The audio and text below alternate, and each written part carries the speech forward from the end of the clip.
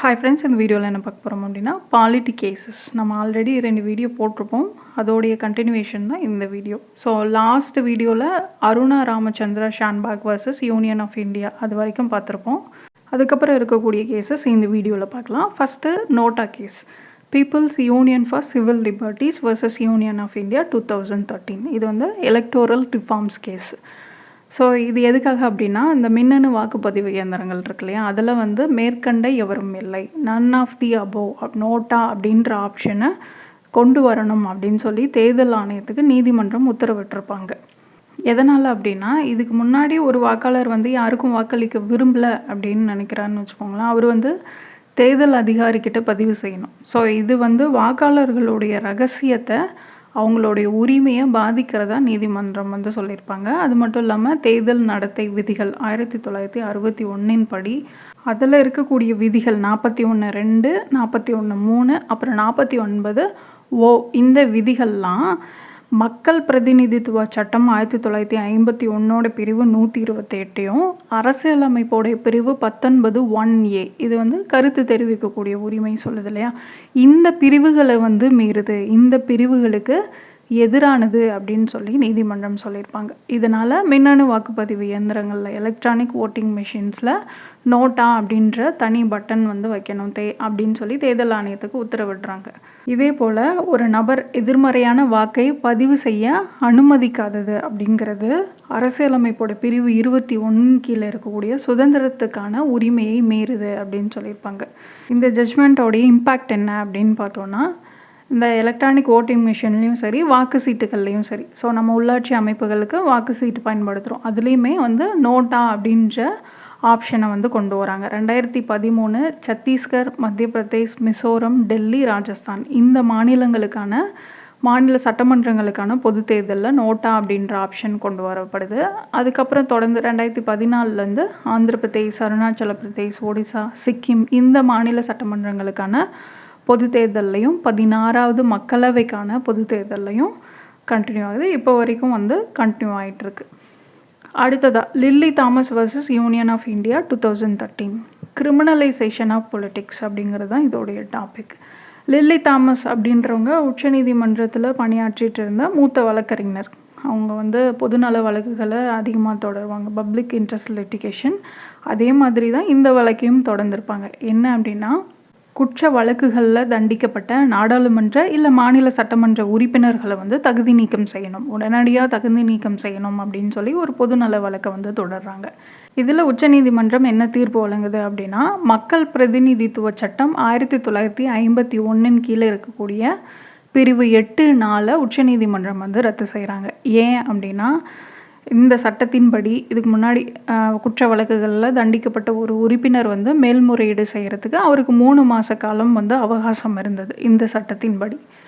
அந்த 3 மாதம் வரைக்குமே அவர் பதவியில் நீடிக்க முடியும்.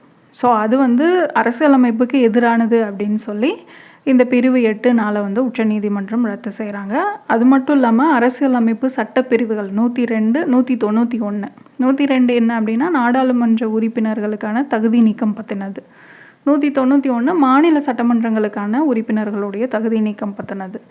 ஸோ இந்த 2 பிரிவுகள் இருக்கு இல்லையா, ஒரு வேட்பாளராக போட்டியிடுறதுக்கும் உறுப்பினராக தொடர்றதுக்கும் தனித்தனி தகுதி நீக்க விதிகளை வந்து நாடாளுமன்றம் உருவாக்க முடியாது. ஸோ போட்டியிடும் போது என்ன தகுதி நீக்க விதிகளோ அதே தான் உறுப்பினராக தொடர்றதுக்கும் விதிகள் அப்படின்னு சொல்லி உச்சநீதிமன்றம் வந்து தெளிவுபடுத்தியிருப்பாங்க. இந்த தீர்ப்புடைய தாக்கம் அப்படின்னு பார்த்தோம்னா, அதாவது உச்சநீதிமன்றத்தோட தீர்ப்பை ரத்து செய்கிற வகையில் மத்திய அரசு மக்கள் பிரதிநிதித்துவ 2வது திருத்தம் மற்றும் செல்லுபடியாக்கல் மசோதா 2013, representation of the people, 2nd amendment and validation bill 2013 அப்படின்ற ஒரு மசோதாவை வந்து நாடாளுமன்றத்தில் அறிமுகப்படுத்தியிருப்பாங்க உச்சநீதிமன்றத்தோட தீர்ப்பை ரத்து செய்கிற வகையில். பட் அப்போது நிறைய அரசியல் ரீதியாக எதிர்ப்பு கிளம்புனதுனால அந்த மசோதாவை வந்து திரும்ப பெற்றிருப்பாங்க, வித்ட்ரான் பண்ணியிருப்பாங்க. ஸோ குற்ற வழக்குகளில் தண்டிக்கப்பட்ட நாடாளுமன்ற மாநில சட்டமன்ற உறுப்பினர்கள் வந்து உடனடியாக தகுதி நீக்க செய்யப்படணும் அப்படிங்கிறது தான் இன்னமும் இருக்குது. அடுத்ததாக TSR Subramanian versus union of India 2013. இதை வந்து சிவில் சர்வீஸ் ரிஃபார்ம்ஸ் அப்படின்னு சொல்கிறாங்க. இது எதுக்காக அப்படின்னா, இந்த டிஎஸ்ஆர் சுப்பிரமணியன் அப்படின்றவர் முன்னாள் அமைச்சரவை செயலாளராக இருந்திருப்பார். இவர் உட்பட ஒரு 83 ஓய்வு பெற்ற அரசு அதிகாரிகள்லாம் சேர்ந்து ஒரு பொதுநல மனுவை வந்து தாக்கல் பண்ணுறாங்க. என்ன அப்படின்னா, அரசியல் தலையீடுகள்லேருந்து அரசு ஊழியர்களை பாதுகாக்கணும், அவங்களுடைய நேர்மை சுதந்திரமான செயல்பாட்டை வந்து உறுதிப்படுத்தணும்னு சொல்லி சில சீர்திருத்தங்கள் வந்து தேவை அப்படின்னு சொல்லி வலியுறுத்துகிறாங்க. அதாவது அரசு ஊழியர்கள் வந்து அடிக்கடி தன்னிச்சையாக இடமாற்றம் செய்யப்படுறாங்க, டிரான்ஸ்ஃபர் கொடுக்கப்படுறாங்க. ஸோ இதனால் நிர்வாகம் பாதிக்கப்படுது. அது மட்டும் இல்லாமல் நீண்டகால நலத்திட்டங்களை செயல்படுத்துறதுலையும் இடையூறு ஏற்படுது அப்படின்னு சொல்லி காரணமாக சொல்லியிருப்பாங்க. ஸோ இந்த மனு வந்து இந்த ஹோட்டா கமிட்டின்னு 2004 ஃபார்ம் பண்ணியிருப்பாங்க. அப்புறம் 2வது நிர்வாக சீர்திருத்த ஆணையம், second administrative reforms commission. So அவங்களுடைய அறிக்கைகளையும் பரிந்துரைகளையும் அடிப்படையாக வச்சு தான் இவங்களும் வழக்கு தொடர்ந்துருப்பாங்க. இதில் உச்சநீதிமன்றம் வந்து நிறைய வழிகாட்டுதல்களை வந்து சொல்லியிருப்பாங்க. பல்வேறு குடிமை ஊழியர்களுக்கு வந்து ஒரு நிலையான குறைந்தபட்ச சேவை காலத்தை வந்து வழங்கணும் அப்படின்னு. அது மட்டும் இல்லாமல் சிவில் சர்வீசஸ் வாரியங்கள், சிவில் சர்வீசஸ் போர்ட்ஸ் வந்து அமைக்கணும். அரசு ஊழியர்களுடைய இடமாற்றம், அவங்களுடைய நியமனம், அப்புறம் ஒழுங்கு நடவடிக்கைகள், இந்த மாதிரி முடிவுகளை எடுக்கிறதுக்கு மத்திய மாநில அரசுகள் வந்து ஒரு சுதந்திரமான சிவில் சர்வீசஸ் வாரியத்தை வந்து நிறுவனம் அப்படின்னு சொல்லி உச்சநீதிமன்றம் வந்து உத்தரவிட்டிருப்பாங்க. இதே போல் அரசு ஊழியர்கள் இந்த அரசியல் தலைவர்களுடைய வாய்மொழி உத்தரவுகளை பின்பற்ற வேண்டிய கட்டாயம் கிடையாது. எல்லாமே வந்து எந்த உத்தரவாக இருந்தாலும் சரி அது எழுத்துப்பூர்வமாக தான் இருக்கணும் அப்படின்றதையும் உச்சநீதிமன்றம் வந்து சொல்லியிருப்பாங்க. இதோடைய இம்பேக்ட், தீர்ப்போடைய தாக்கம் அப்படின்னு பார்த்தோம்னா 2014 வெளியிடப்பட்ட இந்த அறிவிப்பின் மூலமாக இந்த ஐஏஎஸ், ஐபிஎஸ், ஐஎஃப்எஸ் இந்த விதி 7 திருத்தங்களை வந்து செய்கிறாங்க. மத்திய சேவைகளை பொறுத்த வரைக்கும் உச்சநீதிமன்றத்தோட இந்த உத்தரவுகளை செயல்படுத்தணும் அப்படின்னு சொல்லி அந்தந்த கேடர் கட்டுப்பாட்டு அதிகாரிகள்லாம் இருப்பாங்க, கேடர் கண்ட்ரோலிங் அத்தாரிட்டிஸ், அவங்க வந்து அறிவுறுத்தப்பட்டிருக்காங்க. ஸோ இவங்க வந்து அந்த என்னென்ன திருத்தங்கள் கொண்டு வந்தாங்களோ அதெல்லாம் ஃபாலோ பண்ணுவாங்க. அடுத்ததாக என்ன கேஸ் அப்படின்னு பார்த்தோம்னா, national legal services authority versus union of India 2014. இது என்ன கேஸ் அப்படின்னா, ரைட்ஸ் ஆஃப் டிரான்ஸ்ஜெண்டர் பர்சன்ஸ், 3ஆம் பாலினத்தவருக்கான ஒரு கேஸை 2014 தேசிய சட்ட சேவைகள் ஆணையமும் அப்புறம் பூஜா மாதா நசீப் கௌர்ஜி மகளிர் நல சங்கமும் லக்ஷ்மி நாராயணன் திரிபாதி இவங்கெல்லாம் சேர்ந்து ஒரு வழக்கை வந்து தொடர்றாங்க. ஸோ அதாவது தேசிய சட்ட சேவைகள் ஆணையம் நால்சாவை பொறுத்த வரைக்கும் ஒரு சட்ட ரீதியான அமைப்பு. அவங்க வந்து திருநங்கை சமூகம் உட்பட சமூகத்தோடைய விளிம்பு நிலையில் இருக்கக்கூடிய பிரிவுகளின் சார்பாக ரிட் மனுவை தாக்கல் செய்கிறாங்க. அதே டைமில் இந்த மகளிர் நல சங்கமும் கின்னார் சமூகம் அப்படின்னு சொல்லி ஒரு சமூகம் இருக்குது, அவங்களுக்கான நிவாரணத்தை கோரி ஒரு தனி மனுவை தாக்கல் செய்யுது. இதே போல் லக்ஷ்மி நாராயணன் திரிபாதி அப்படின்றவர் வந்து ஹிஜ்ரா ஆர்வலர், ஹிஜ்ரா சமூகத்தோட பிரச்சனை, அவங்களோட வாழ்க்கை அனுபவங்களை சொல்லணும் அப்படின்னு சொல்லி இணை மனுதாரராக இந்த வழக்கில் வந்து சேர்றார். ஸோ வழக்குக்கான காரணங்கள் அப்படின்னா, திருநங்கைகள் இந்தியாவில் எதிர்கொண்ட பிரச்சனைகள் என்ன அப்படிங்கிறது தான். ஸோ சமூக அவமானம், அவங்களுக்கான பாகுபாடு, போதுமான சட்டங்கள் இல்லாதது, ஆண் பெண் அப்படின்ற இருமைக்கு அப்பாற்பட்ட பாலின அடையாளங்களை அங்கீகரிக்கிறதற்கான சட்ட கட்டமைப்பு பற்றாக்குறை இருந்தது, கல்வி, வேலைவாய்ப்பு, சுகாதாரம், பொது இடங்களை அணுகிறது, இந்த மாதிரி ஒவ்வொரு டைம்லேயும் அவங்களுக்கு ஏற்படக்கூடிய பிரச்சனைகள் தொடர்பாக இந்த வழக்கு வந்து தொடரப்பட்டிருக்கும். இதில் உச்சநீதிமன்றம் என்ன தீர்ப்பு வழங்கியிருந்தாங்க அப்படின்னா, ஹிஜ்ரா யூனக்குகள், திருநங்கைகள் இவங்க எல்லாமே வந்து ஒரு தனி பிரிவின் கீழே, அதாவது 3ஆம் பாலினத்தவர்கள் அப்படின்ற ஒரு பிரிவாக வந்து சட்டப்பூர்வமாக அங்கீகரிக்கப்படணும் அப்படின்னு அறிவிச்சிருப்பாங்க. அது மட்டும் இல்லாமல் அவங்களுடைய பாலின அடையாளத்தை தீர்மானிக்கக்கூடிய உரிமை அவங்களுக்கு இருக்குது அப்படிங்கிறது. ஸோ ஆணா பெண்ணா 3ஆம் பாலினமா அப்படின்னு தீர்மானிக்கக்கூடிய உரிமை அவங்களுக்கு இருக்குது. அதே போல் மற்றவங்களுக்கு இருக்கக்கூடிய அரசியலமைப்பின் கீழே இருக்கக்கூடிய எல்லா அடிப்படை உரிமைகளும் இவங்களுக்கும் முழுமையாக பொருந்தும் அப்படின்றத உறுதிப்படுத்தியிருப்பாங்க. அடுத்ததாக பாலினம் அப்படின்ற வார்த்தையில் உயிரியல் பாலினம் மட்டும் இல்லாமல் பாலின அடையாளம், ஜெண்டர் ஐடென்டிட்டியும் இருக்குது, பாலின வெளிப்பாடு, ஜெண்டர் எக்ஸ்ப்ரெஷன் இதுவும் இருக்குது அப்படிங்கிறத தெளிவுபடுத்தியிருப்பாங்க. அது மட்டும் இல்லாமல் மத்திய மாநில அரசாங்கங்களுக்கு வந்து வழிகாட்டியிருப்பாங்க. மத்திய மாநில அரசுகள் வந்து திருநங்கைகளை சமூக ரீதியாகவும் கல்வி ரீதியாகவும் பின்தங்கிய வகுப்பினராக, அதாவது சோஷியலி எஜுகேஷ்னலி பேக்வேர்டு கிளாஸஸாக கருதி அவங்களுக்கு வந்து வேலை வாய்ப்புகள்லையும் கல்வியிலையும் இடஒதுக்கீடு வந்து கொடுக்கப்படணும், நலத்திட்டங்களும் அவங்களுக்கு வந்து கொடுக்கப்படணும் அப்படின்னு உத்தரவிட்டிருப்பாங்க. இதே போல் அவங்களுக்கு தனி கழிப்பறைகள், அப்புறம் மருத்துவ வசதிகள், இந்த பொது வசதிகள்லாம் உறுதி செய்கிறதுக்கு அரசுக்கு நீதிமன்றம் வந்து அறிவுறுத்தியிருப்பாங்க. ஸோ இதோடைய தாக்கம் அப்படின்னு பார்த்தோம்னா, தீர்ப்போடைய தாக்கம் அப்படின்னா, இந்த வழக்கை தொடர்ந்து தான் திருநங்கைகள் உரிமைகள் பாதுகாப்பு சட்டம் 2019 transgender persons protection of rights act 2019 அப்படின்ற ஒரு சட்டம் இயற்றப்பட்டிருக்கும். ஸோ இது வந்து 3ஆம் பாலினத்தவருடைய உரிமைகளை பாதுகாக்கணும், அவங்களுடைய நலனை உறுதி செய்யணும் அப்படின்னு சொல்லியே இந்த சட்டம் வந்து இயற்றப்பட்டிருக்கும். அடுத்தது என்ன கேஸ் அப்படின்னு பார்த்தோன்னா, Shreya Singhal versus union of India 2015. So இது என்ன கேஸ்னால், ரெஸ்ட்ரிக்ஷன்ஸ் ஆன் ஆன்லைன் ஸ்பீச் அப்படின்னு சொல்லுவாங்க. அதாவது 2012 சிவசேனா தலைவர் பால் தாக்கரே வந்து இறந்திருப்பார் மும்பையில்.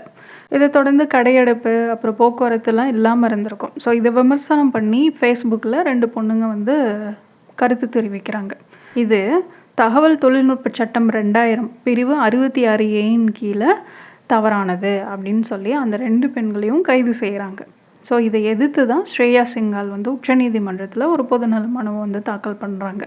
அதில் அவங்க என்ன குறிப்பிடுறாங்க அப்படின்னா, தகவல் தொழில்நுட்ப சட்டத்தோடைய பிரிவு 66A, 69A, 79 இதோடைய செல்லுபடியாகும் தன்மையை வந்து சவால் செய்கிறாங்க. அதாவது இந்த விதிகள் வந்து தெளிவற்றதாகவும் தவறாக பயன்படுத்தக்கூடியதாகவும் இருக்குது அப்படின்னு சொல்லி அவங்க தரப்பில் சொல்லப்படுது. இதில் உச்சநீதிமன்றம் என்ன தீர்ப்பு வழங்குது அப்படின்னா, மார்ச் 24, 2015 உச்சநீதிமன்றம் தீர்ப்பு வழங்கியிருக்கோம். தகவல் தொழில்நுட்ப சட்டத்துடைய பிரிவு 66A அரசியலமைப்புக்கு எதிரானது அப்படின்னு சொல்லி அதை உச்சநீதிமன்றம் வந்து ரத்து பண்ணியிருப்பாங்க.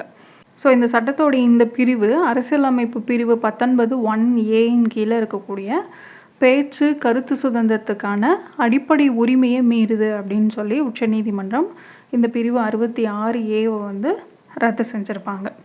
அடுத்ததான் Shayara Bano versus union of India 2017. இதை வந்து முத்தலாக் வழக்கு அப்படின்னு சொல்லுவாங்க. Triple talaq case, divorce and Muslim community. So Shayara Bano அப்படின்றவங்க அவங்களுடைய கணவர் வந்து முத்தலாக் மூலமாக விவாகரத்து செஞ்சதை எதிர்த்து உச்சநீதிமன்றத்தில் வழக்கு தொடர்றாங்க. இந்த முத்தலாக் அப்படிங்கிறது இஸ்லாம் சமூகத்தில் இருக்கக்கூடிய ஆண்கள் மனைவியை உடனடியாக விவாகரத்து செய்கிறதுக்கு அனுமதிக்கக்கூடிய ஒரு நடைமுறை. 3 டைம் வந்து முத்தலாக் அப்படின்னு சொல்லிட்டா விவாகரத்து ஆயிடுச்சு அப்படின்னு அர்த்தம். ஸோ இது வந்து தன்னிச்சையானது. கணவன் மனைவி உறவு அப்படிங்கிறத காப்பாற்றுறதுக்கு எந்த ஒரு முயற்சியும் இல்லாமல் அவங்க தன்னிச்சையாக எடுக்கக்கூடிய முடிவு அப்படின்னு சொல்லி உச்சநீதிமன்றம் வந்து கூறியிருக்கும். அது மட்டும் இல்லாமல் அரசியலமைப்புடைய 14வது சரத்தில் இருக்கக்கூடிய அடிப்படை உரிமையை இந்த வகை தலாக் வந்து மீறதான் உச்சநீதிமன்றம் வந்து சொல்லியிருப்பாங்க. இதே போல் இந்த முஸ்லீம் தனிநபர் சட்டம் ஷரியத் அப்ளிகேஷன் ஆக்ட் 1937 இதோடைய பிரிவு 2 வந்து செல்லாது அப்படின்னு சொல்லி உச்சநீதிமன்றம் வந்து அறிவிச்சிருப்பாங்க. அது மட்டும் இல்லாமல் இஸ்லாம் சமூகத்தில் இந்த விவாகரத்துகளை நிர்வகிக்கணும் அப்படின்னு சொல்லி 6 மாதத்துக்குள்ளே ஒரு சட்டத்தை இயற்றணும் அப்படின்னு சொல்லி மத்திய அரசுக்கு நீதிமன்றம் உத்தரவும் இட்டிருப்பாங்க. ஸோ இதை தொடர்ந்து தான் முஸ்லீம் பெண்கள் திருமண உரிமைகள் பாதுகாப்பு சட்டம் 2019 Muslim woman protection of rights on marriage act 2019 அப்படின்ற ஒரு சட்டம் வந்து இயற்றப்படுது. இது முத்தலாக் சட்டம் அப்படின்னே சொல்லுவாங்க. ஸோ இதுக்கப்புறம் என்னது, முஸ்லீம் கணவர்கள் வந்து தலாக் கூறி விவாகரத்து செய்ய முடியாது. ஸோ அதை தடை பண்ணக்கூடியது தான் இந்த சட்டம். முஸ்லீம் பெண்களுடைய உரிமைகளை பாதுகாக்கிறதுக்காக கொண்டு வரப்பட்டது. அடுத்ததாக KS Puttaswamy versus union of India 2017. இதை வந்து ரைட் டு ப்ரைவசி கேஸ் அப்படின்னு சொல்லுவாங்க.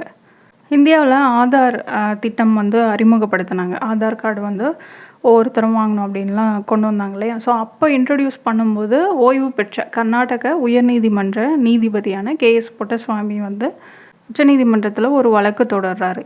என்ன அப்படின்னா, இந்த ஆதார் திட்டம் அப்படிங்கிறது தனிநபர்களுடைய தகவல்களை உரிமைகளை மீறுறதா இருக்குது. ஏன்னா இந்த ஆதார் திட்டத்துக்காக அப்போது தனிநபர்களுடைய அந்த பயோமெட்ரிக், அப்புறம் மக்கள் தொகை புள்ளி விவர தரவுகள்லாம் பயன்படுத்தினாங்க. ஸோ இதெல்லாம் சேகரிக்கிறது அப்படிங்கிறது தனிநபர்களுடைய அந்தரங்க உரிமைகளை கேள்விக்குள்ளாக்குது. அரசியலமைப்பு சட்டத்தின்படி ரைட் டு ப்ரைவசி அப்படிங்கிறது ஒரு அடிப்படை உரிமை இல்லையா அப்படின்னு சொல்லி ஒரு வழக்கு தொடர்றாரு. ஸோ இதில் உச்சநீதிமன்றம் என்ன தீர்ப்பு வழங்குது அப்படின்னா, ரைட் டு ப்ரைவசி தனிநபர் உரிமை அப்படிங்கிறது இந்திய அரசியலமைப்புடைய பகுதி 3 கீழே இருக்கக்கூடிய அடிப்படை உரிமை தான். அது மட்டும் இல்லாமல் அது ஆர்டிகல் 21 ஒருங்கிணைந்த பகுதி. வாழ்வுரிமை அப்புறம் தனிநபர் சுதந்திரத்துக்கு பாதுகாப்பு அளிக்கக்கூடிய ஒரு பிரிவு தான் ஆர்டிகல் 21. ஸோ அதோடைய ஒருங்கிணைந்த பகுதி தான். ஆனாலும் இந்த உரிமை அப்படிங்கிறது ஒரு முழுமையான உரிமை இல்லை. இது வந்து நாட் அன் அப்சல்யூட் ரைட் அப்படின்னு சொல்லியிருப்பாங்க. ஸோ அதாவது சில நியாயமான கட்டுப்பாடுகளுக்கு உட்பட்டது அப்படின்னு சொல்லி உச்சநீதிமன்றம் தீர்ப்பு அளிச்சிருக்கும்.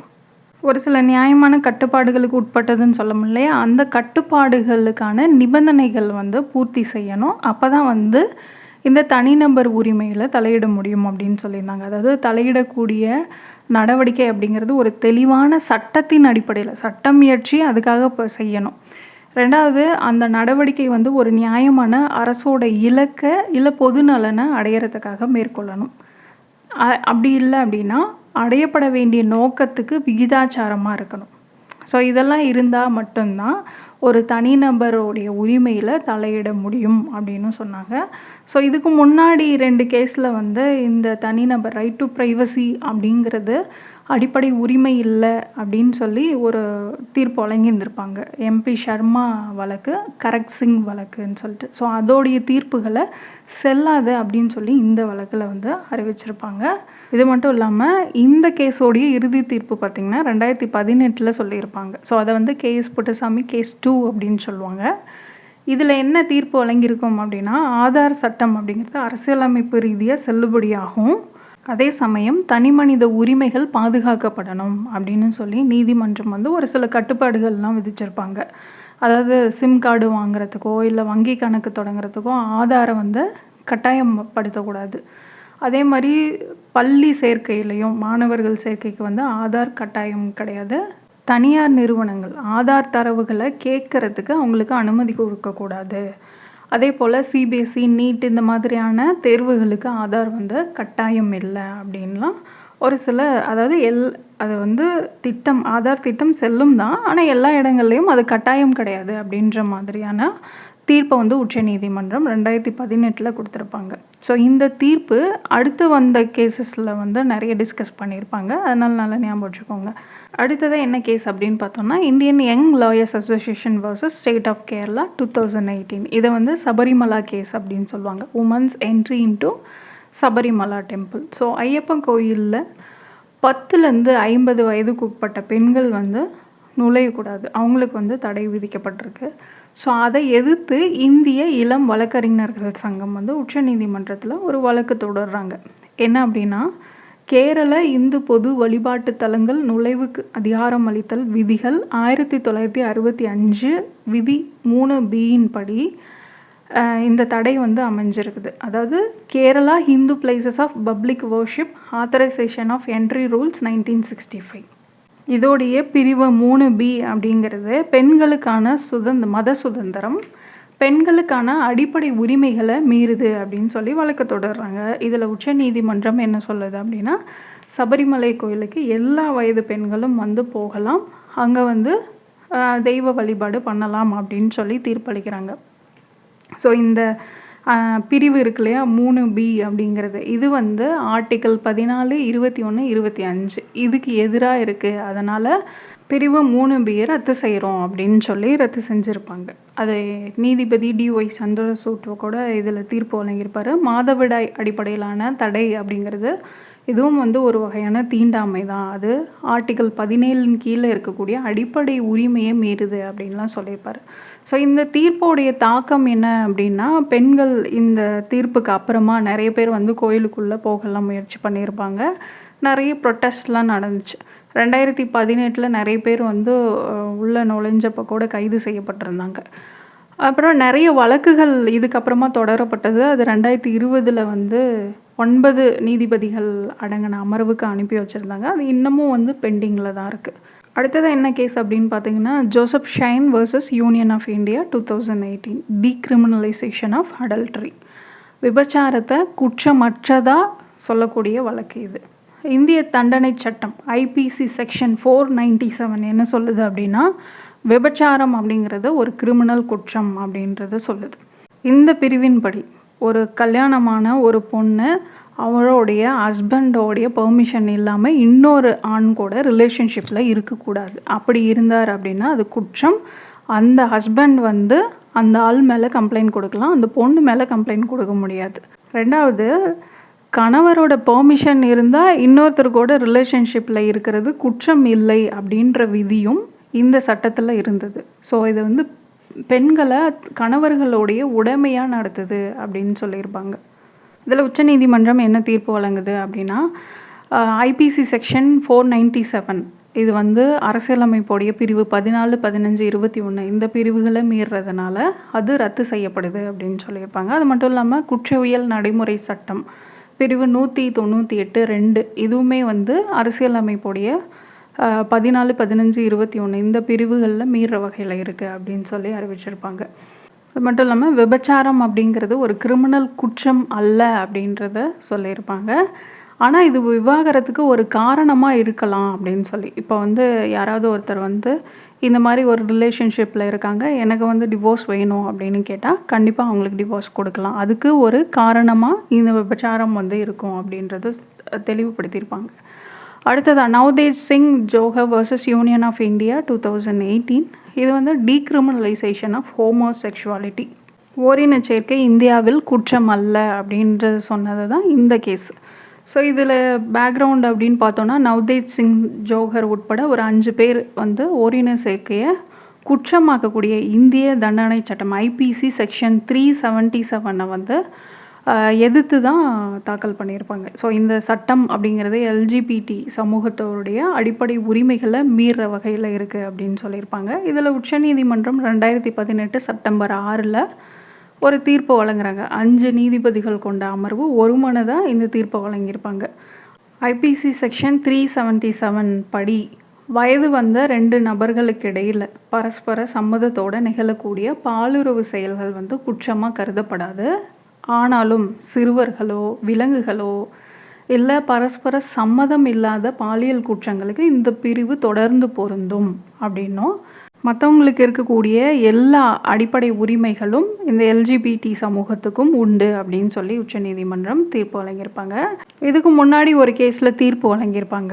அதாவது சுரேஷ்குமார் கௌஷல் வர்சஸ் நஸ் ஃபவுண்டேஷன் அப்படின்னு சொல்லிட்டு. ஸோ அந்த வழக்கு 2013 அதோடைய தீர்ப்பை இந்த வழக்கில் வந்து ரத்து செஞ்சுருப்பாங்க. ஸோ அதில் வந்து பிரிவு 377 செல்லும் அப்படின்னு உச்சநீதிமன்றம் கூறியிருப்பாங்க. அதை இந்த கேஸில் வந்து இந்த பிரிவு செல்லாது அப்படின்னு சொல்லி கொடுத்துருப்பாங்க.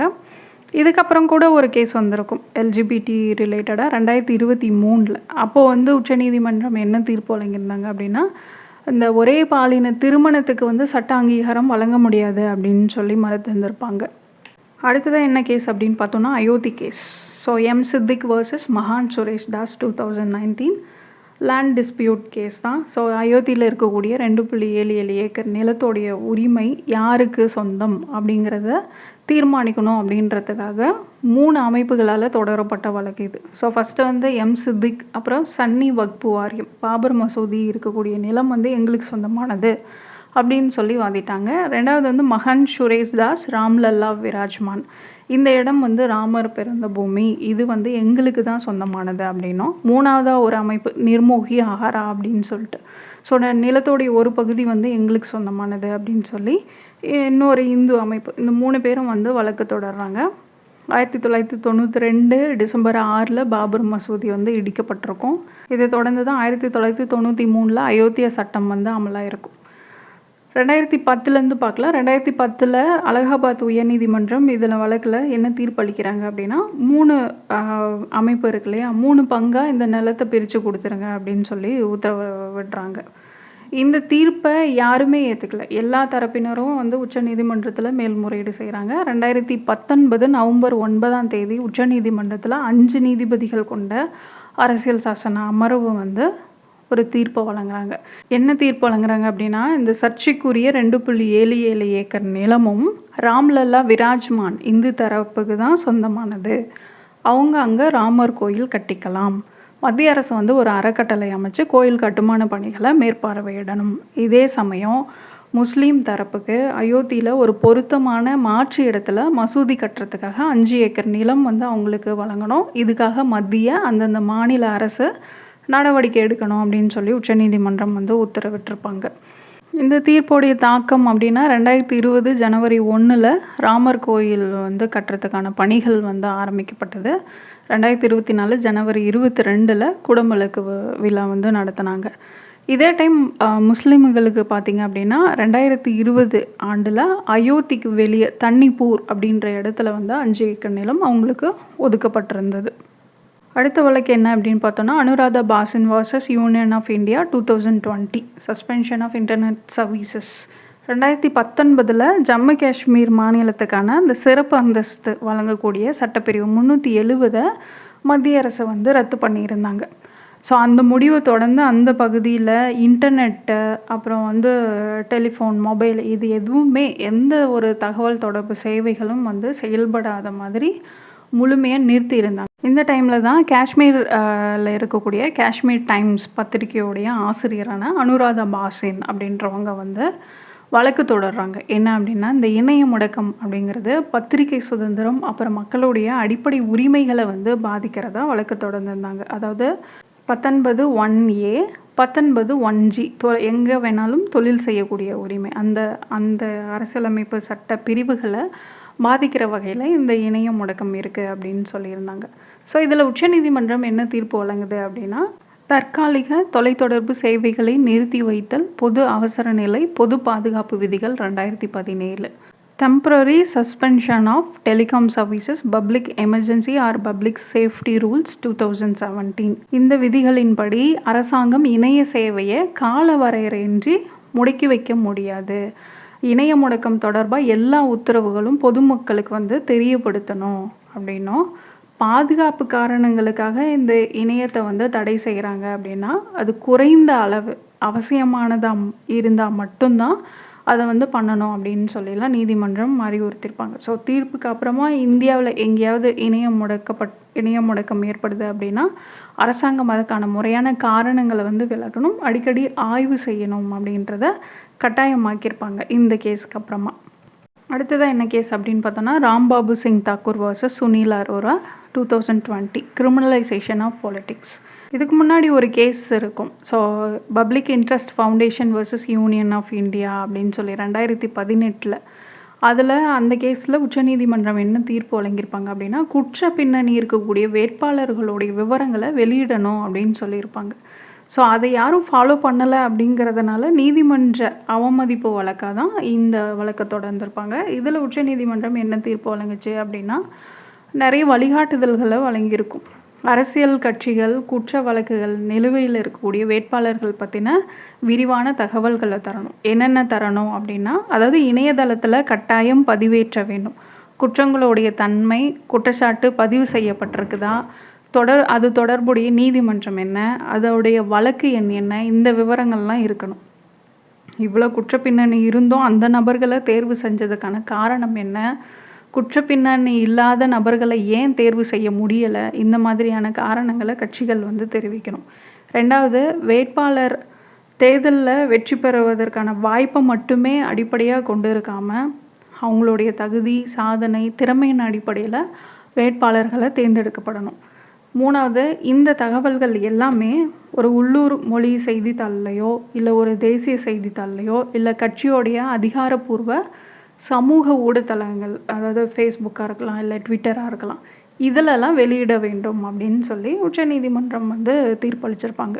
இந்த ஜட்ஜ்மெண்ட்டோடைய இம்பேக்ட் என்ன அப்படின்னு பார்த்தோன்னா, தேர்தல் ஆணையம் அங்கீகரிக்கப்பட்ட எல்லா கட்சிகளுக்கும் ஒரு அறிவிப்பை வந்து அனுப்புனாங்க. என்ன அப்படின்னா, மேற்கண்ட அவங்க உச்சநீதிமன்றம் சொன்னாங்களே இந்த வழிகாட்டுதல்கள்லாம் வந்து பின்பற்றுங்க அப்படின்னு சொல்லி ஒவ்வொரு குற்றப்பின்னணி இருக்கக்கூடிய வேட்பாளர்கள் பற்றின எல்லா தகவல்களும் அரசியல் கட்சிகள் வழங்கணும் அப்படின்னு சொல்லிட்டு ஃபார்ம் 1 இன்ட்ரொடியூஸ் பண்ணாங்க, C7 அப்படின்னு சொல்லிட்டு.